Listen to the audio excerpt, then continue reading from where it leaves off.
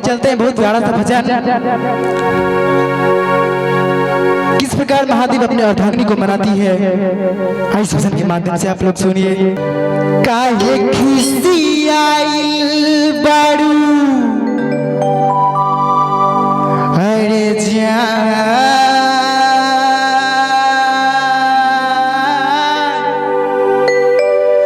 ले बुका हो।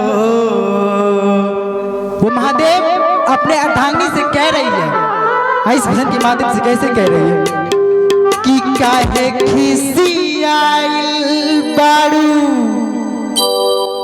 अरे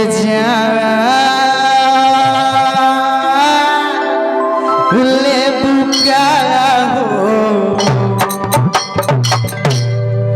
बोला हमर गोरा परा ले बुका हो। और चंदन भैया कहना कि काहे खिसियाइल बारू जान ले बुका हो। काहे खिसियाइल बारू जान ले बुका हो। बोला हमर गोरा परान ले बुका हो। बोला हमर गोरा परान ले बुका हो। काहे खिसियाइल बारू जान ले बुका हो। काहे खिसियाइल बारू जान ले बुका हो। बोला हमर गोरा परान ले बुका हो। बोला हमर गोरा परान ले बुका हो।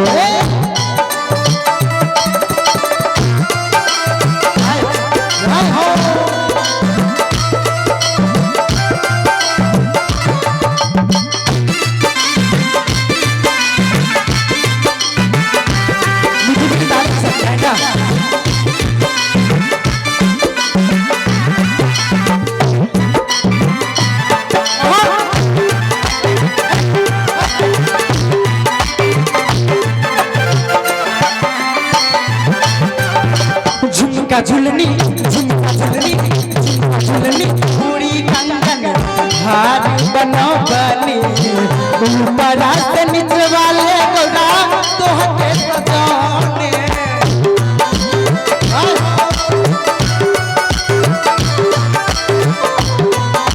मिट्टी मिट्टी डाले की जाना और चंदन भैया कि गोरा झुमका झुलनी चूड़ी कंगन और हारी बनवनी और ऊपर से नीचे वाले गौरा तो होके सजनी। झुमका झुलनी झुमका झुलनी झुमका झुलनी पूरी हारी बनवनी ऊपर से नीचे वाले गौरा तो होके सजनी। ऊपर से नीचे वाले गौरा तो होके सजनी। अरे कहना चंदन भैया सुनरा के सगरो दुकान ले बुकारा हो। सुनरा के सगरो दुकान ले बुकारा हो। बोला हमर गौरा परान ले बुकारा हो। बोला हमर गौरा परान ले बुकारा हो। मीठी मीठी दाने के साथ क्या बात।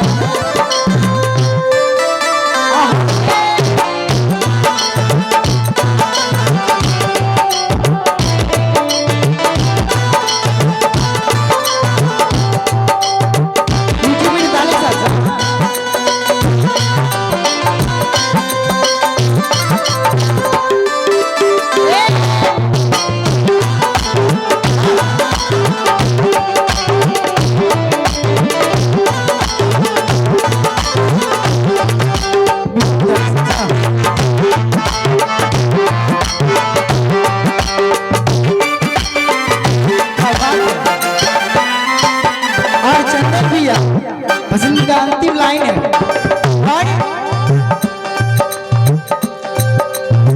जवन जवन सब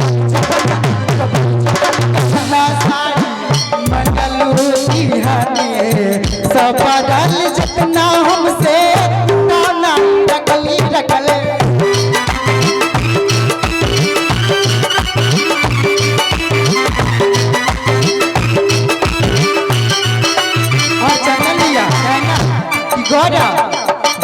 जवन जवन ना साड़ी मंगलू दिहानी सपरल जितना हमसे उठा नहीं रखली तैयो गौरा तू भांग पीसे खातिर मना करता रू जवन जवन जवन कहना साड़ी मंगलू दिहानी सपरल जितना हमसे उठा नहीं रखली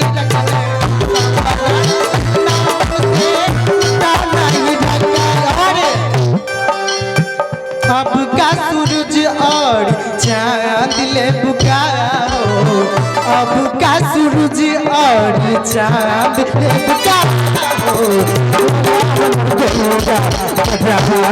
ले